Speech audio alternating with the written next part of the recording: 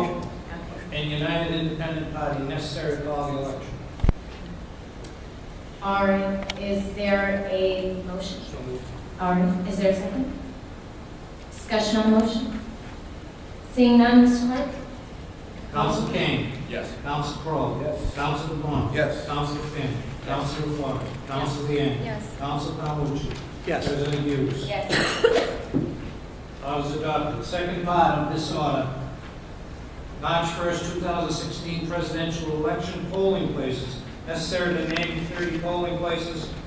Same polling places as the November 2015 city election.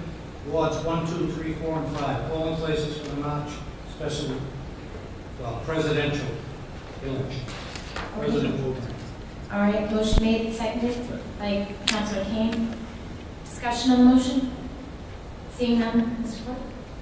On designation of polling places for the presidential primary, Counsel Kane. Yes. Counsel Crowe. Yes. Counsel DeBon. Yes. Counsel Finn. Yes. Counsel LaFleur. Counsel Yes. Leeang. Yes. Counsel Calhoun. Yes. Counsel Hughes. Yes.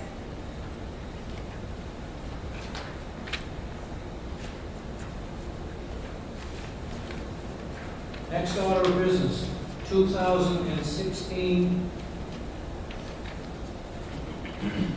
0011, call of an election for a special election for Quincy Ward 6 City Council seat. As you know, the untimely and tragic death of our colleague, Councilor Brian McNamee, necessitates that the city clerk be directed to cause notice to be given to the meetings of the citizens of Quincy Ward 6 qualified to vote in the preliminary. Will be held on August 5th, 2016, in the several polling places herein designated by the council, and all such citizens on that day in the several precincts which they are entitled to vote, give their votes for the election of a candidate in the preliminary for the following office: Ward 6 City Council. Necessary to designate April 5th and May 3rd as the final date for a special election to fill the vacated seat in Ward 6. Okay, thank you, Mr. Clerk. So there's a motion, is there a second? Is there a second? Okay, motion's been made and seconded by Councilor Kane. Yes. Yes, Councilor Finn. Excuse me. If I could we ask Mr. Timmons to come forward to address this specifically? Of course. Solicitor Timmons.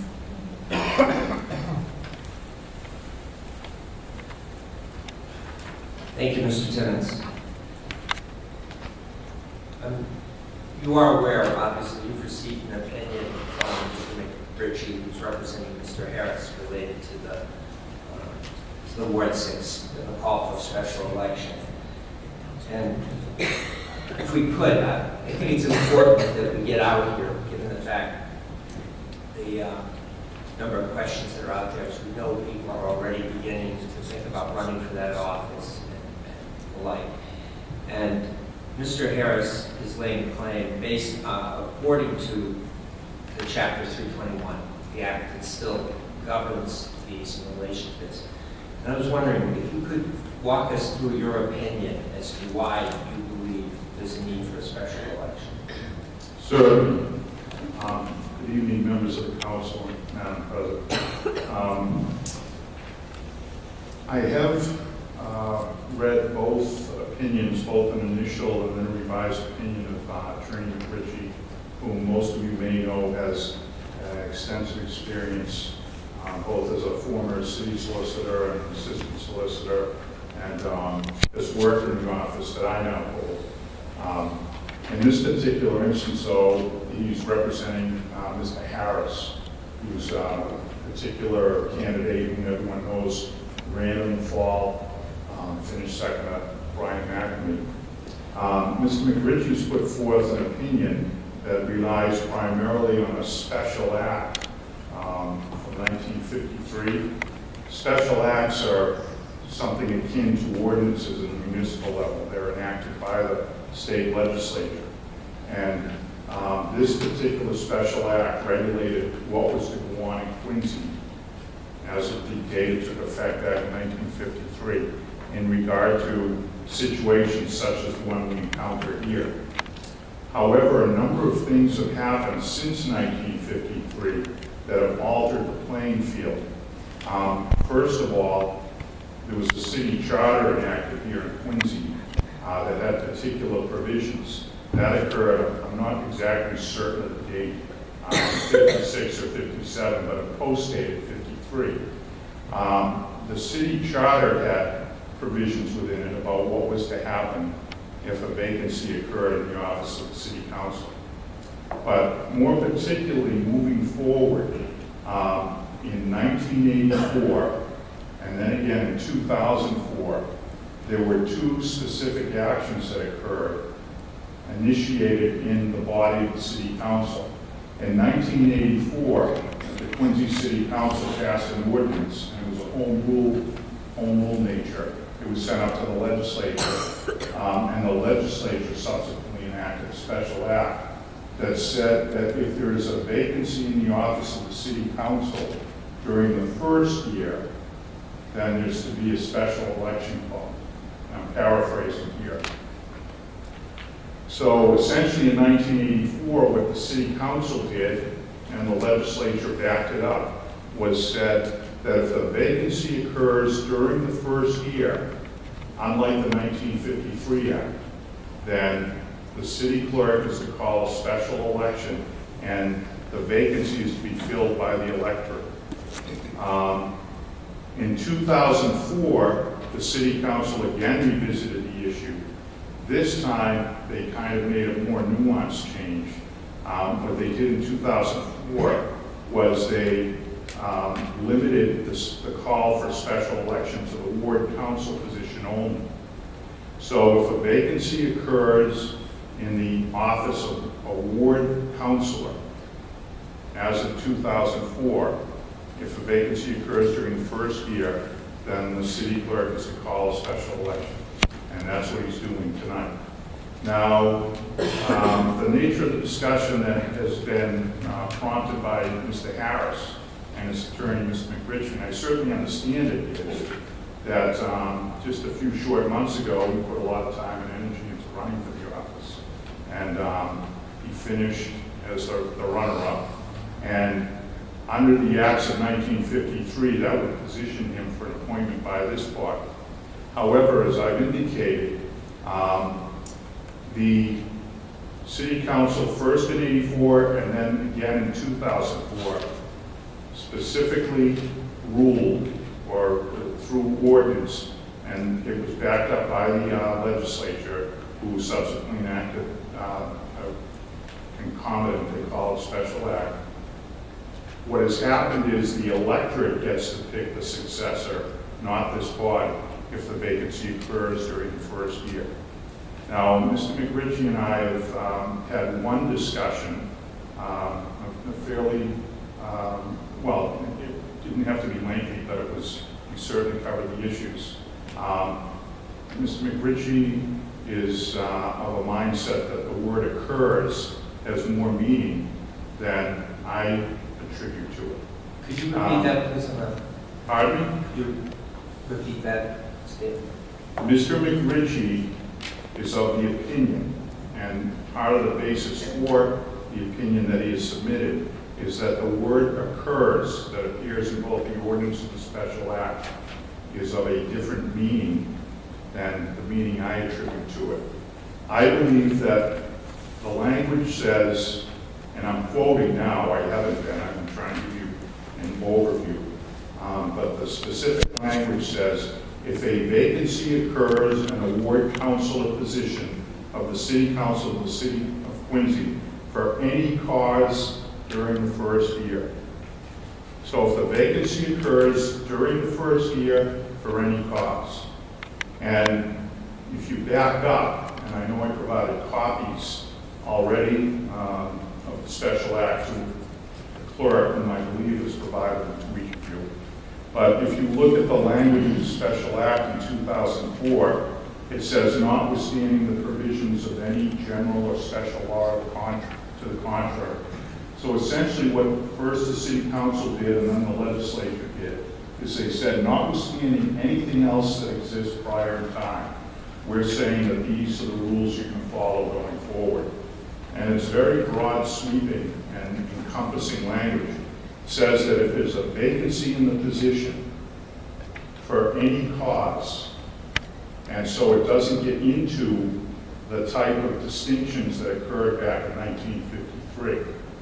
Now, I'm only speculating here, but the potential reasons why that language was modified are numerous. One is, why would you have a special election if someone passed away in office or refused to take a position versus another set of circumstances later on? What the special acts in 84 and 2004 have done is they've taken away any sort of discretion which could lead to challenges that the bodies acted arbitrarily. It says you analyze the time frame when the vacancy occurs. First year, special election; second year, an appointment process. This one is clearly a first year vacancy, and therefore it's to go to the electorate to determine the vacancy.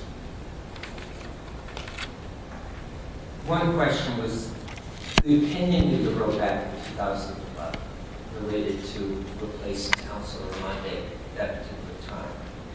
But you referenced the Acts 321, the Acts of 1953. You note that it's never been specifically repealed, modified, or superseded.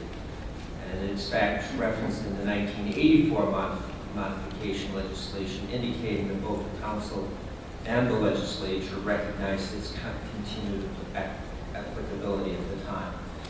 Here's the one question that I have. I think I understand what's being said here, is that in one hand we have a vacancy that occurs within a particular person's term, beginning, in this case, January 4th.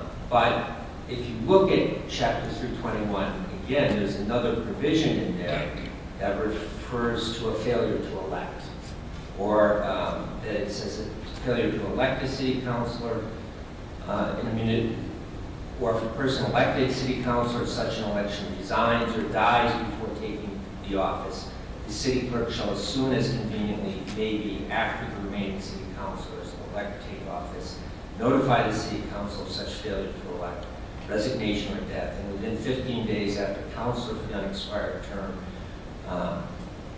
whichever of the defeated candidates for the office of city councilor at such election are eligible and willing to serve, receive the highest number of votes, etc., etc. But so that seems that what their argument they're making is that although true, 1984 overturns how we handle a vacancy that occurs within that specific period of time, it doesn't apply necessarily to what happens to someone who dies or resigns between the election time and actually taking office. Are you suggesting that it does Yes. override that? Yeah, it clearly does. It says if a vacancy occurs for any cause. So in 84, that was the first time the council visited, they decided, if you look at the Special Act of 1953, it's much lengthier. There's a lot of drop-down menus in that Special Act. Well, in reviewing it all in 1984, they made things very simple. They just said for any cause. Keep in mind, the death of Councilor McNamee is the cause of the vacancy. The vacancy is occurring, was no concern until this body convened and the office was vacant. So it's occurred during the first year. I know that the cause is the death of Councilor McNamee, that the cause occurred prior to January whatever date. But the fact of the matter is, until this body lawfully convened as a body, the question of whether a vacancy existed, or I should say the question of whether a vacancy occurs in a ward council position didn't exist. It exists once you convene as a body. And For that specific term? correct, yes, yeah, for this term. Right. I think that the significance of the language for any cause during the first 12 months is very important, and what carries the day here. Well, the problem, and I'm just, again, struggling